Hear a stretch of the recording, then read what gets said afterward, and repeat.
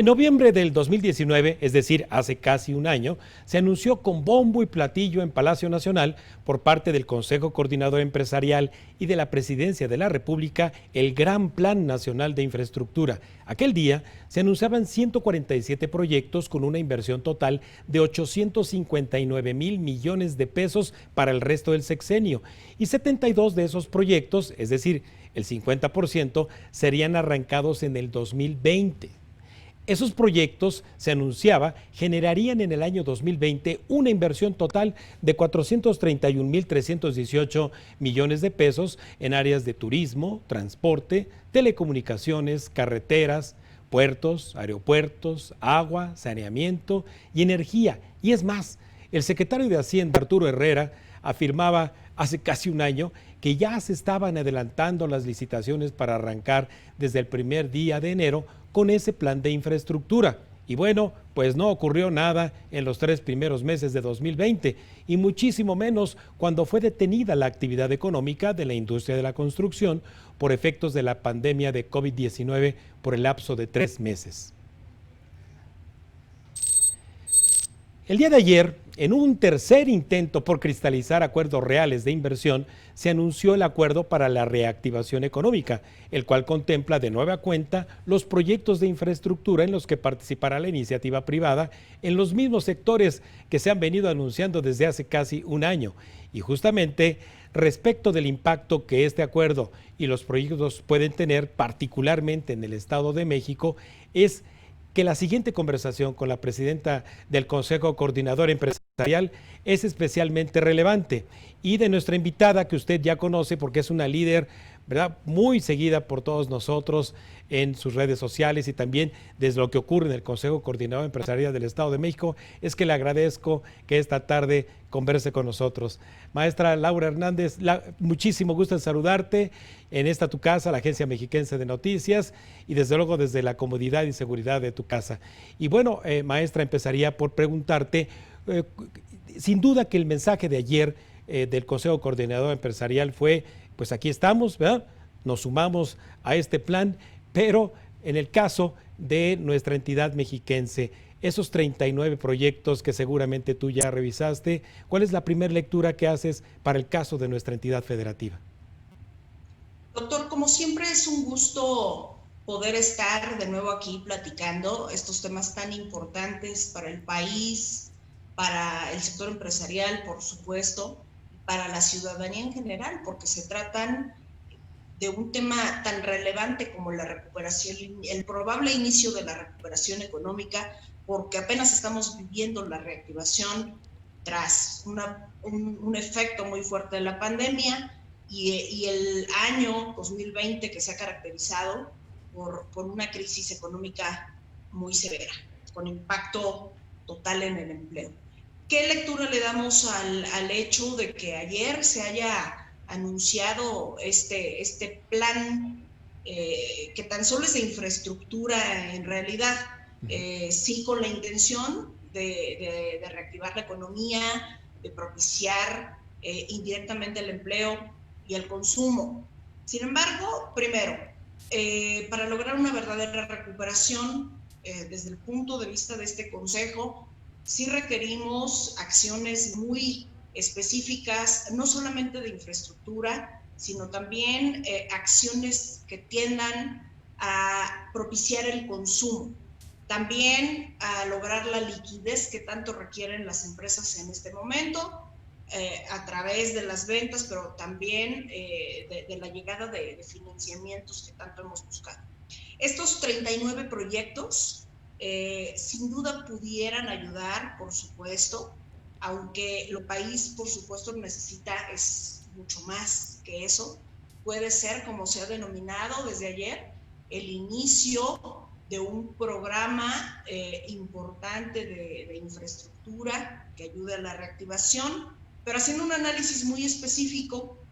Por ejemplo, de estos 39 proyectos, tan solo 4 están concentrados en el Estado de México, que suman aproximadamente 27,600 millones de pesos, estos 4 proyectos, del gran total de 297,344 millones. y representa solamente el 9.3% de lo que se estaría ejecutando, o una parte ya se está haciendo con una sola obra en el Estado de México. Los otros tres son proyectos. Y bueno, pues finalmente lo que se busca de estos proyectos es que las empresas tengan la oportunidad de reactivarse, de tener la mano de obra lista, disponible para que pueda aprovecharse en estos y muchos más proyectos. Sí podemos considerar que tal vez, como lo ha referido el CCE y los organismos nacionales, es el inicio de lo que esperemos sea un proyecto integral de corto, mediano y largo plazo que permita la recuperación total de la economía del país. Seguramente, maestra Laura Hernández, se sumará también el presupuesto del Estado de México a este conjunto de obras en estos próximos 4 años. Pero algo que llamó mucho la atención, particularmente mía, el día de ayer, es que prevalece, subyace en el discurso de los líderes empresariales dos cosas: respeto al Estado de Derecho, seguridad jurídica. ¿Qué lectura haces tú con respecto a esto? Lo que más necesitamos los empresarios en este momento, y yo me sumo sin duda a esto, es confianza, es certidumbre. Es algo que si los empresarios no tenemos garantizado en este momento, difícilmente podemos pensar en seguir generando más empleos. Y lo mismo es el mensaje que enviamos hacia el exterior. Las inversiones que pudiéramos recibir, que tanto necesitamos en este momento, seguramente están haciendo un análisis profundo de lo que se vive en México en todas las vertientes, en la vertiente política, económica y social. Todos buscamos y todos queremos una recuperación económica sólida, y la garantía de esa certidumbre jurídica y de todos los aspectos para poder aterrizar los capitales en el país, y muy particularmente en el Estado de México, que siempre ha sido punta de lanza en temas de inversión. Maestra Laura Hernández, sin duda que, bueno, se fortalece obviamente el empleo con la industria de la construcción en estas obras anunciadas, pero también desde nuestro propio Estado de México, el conglomerado de inversionistas, de empresarios liderados por tu persona.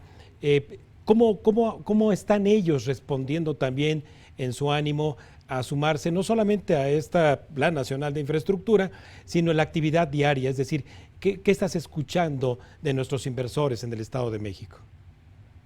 Tenemos, sí, sin duda, la gran pregunta de si lo anunciado ayer será suficiente para poder reactivar al número más representativo de constructoras que tenemos en el país, que es el Estado de México, que rebasan las 1,000 empresas formalmente establecidas, medianas y grandes, y que es una de las más numerosas, las que se conglomeran, por ejemplo, en la Cámara de la Construcción. Habrán otras tantas, por supuesto, y que normalmente participan de este tipo de obras. ¿Qué es lo que se percibe? Pues es una alta expectativa de no solamente participar en lo anunciado, sino en que el plan de infraestructura sea constante. No solamente federal, sino que también debe de haber un plan de infraestructura local que permita que la obra sea constante. No nos olvidemos, doctor, que llevamos un largo periodo de caída en la construcción, que es pilar fundamental del sector industria, y que la industria como tal, como actividad económica, también ha sido muy afectada, que la tenemos en números rojos desde prácticamente los años más recientes, y en gran medida se debe a la caída de la construcción, y por lo cual necesitamos obligadamente que se haga una apuesta real, clara, hacia la recuperación en base a la infraestructura que además nos hace competitivos. Finalmente, maestra, muchos de quienes nos escuchan son también microempresarios. ¿Qué debemos de hacer para sumarnos a esa fortaleza competitiva que tú siempre has presidido, has insistido de que debemos todos los días levantarnos con ese propósito, no solamente de ser personas más competitivas, sino hacer un ecosistema en el Estado de México más competitivo? ¿Cómo tenemos que sumarnos también nosotros, los ciudadanos de a pie? Tenemos la fortuna de ser el a la economía del país, el Estado de México, de tener la mayor fuerza laboral de México, de tener el mayor número de empresas y de emprendedores también. Los ciudadanos, ya sea que trabajen para una empresa, la mayor parte de los empleos los generan las empresas del país, del Estado de México, y también buena parte de ellos los generan los microempresarios, que con esa apuesta que hacen día con día a un proyecto, ya sea familiar o más grande, están generando empleos para otros. No es un momento fácil el que estamos viviendo, hay muchas empresas que no han podido reabrir, no se han podido levantar. Sin embargo, formamos parte, ya lo ha dicho usted bien, de un ecosistema, de una economía muy importante, sobre la cual estamos nosotros buscando que esta crisis no impacte de manera directa en el empresario. Y estamos buscando, ya que no se han dado las medidas contracíclicas que todos quisiéramos, los apoyos para que salgamos de esta pandemia de una manera más rápida y más fácil. Es así que estamos buscando que se propicie el consumo, que se detone el consumo. Este es el último trimestre del año. Esperamos que con la poca pero constante recuperación de empleos que ha habido en el Estado y en el país, con los apoyos sociales y con una serie de cosas que estamos sin duda también nosotros empujando, como el seguro de desempleo, el apoyo a la gente que se quedó sin trabajo, y una diversidad de temas, se logre recuperar el consumo. Y ese consumo hará que la gente acuda al pequeño negocio a comprar sus insumos diarios, o que en su caso, en algún momento, logre una recuperación mayor y con eso volvamos a levantar. Pero son muchas las vertientes que tenemos en el Estado de México, muchas las actividades económicas, y que sabemos que esto no es una tarea sencilla, doctor, pero sí debemos estar muy atentos a que como ciudadanos no bajemos la guardia en términos de salud, pero tampoco de actividad. Sí. Sin duda, maestra Laura González, que esto que has hecho al frente del Consejo Coordinador Empresarial se agradece mucho, porque no ha sido fácil sobreponerse, obviamente, a una situación inédita en este 2020. Muchísimas gracias, maestra Laura González. Como siempre, te agradezco mucho, y esta es tu casa, la Agencia Mexiquense de Noticias. Muchas gracias a la Agencia Mexiquense de Noticias y a usted, doctor. Como siempre, es un honor. Un gusto, muchas gracias. Bueno, pues usted acaba de escuchar de la propia líder del empresariado mexiquense, con cuentas muy claras, lo que se espera de la política pública para sumar en acciones que impulsen y fortalezcan la competitividad en territorio mexiquense. Si le parece bien, vamos a un breve corte y regresamos con más cuentas claras en la Agencia Mexiquense de Noticias.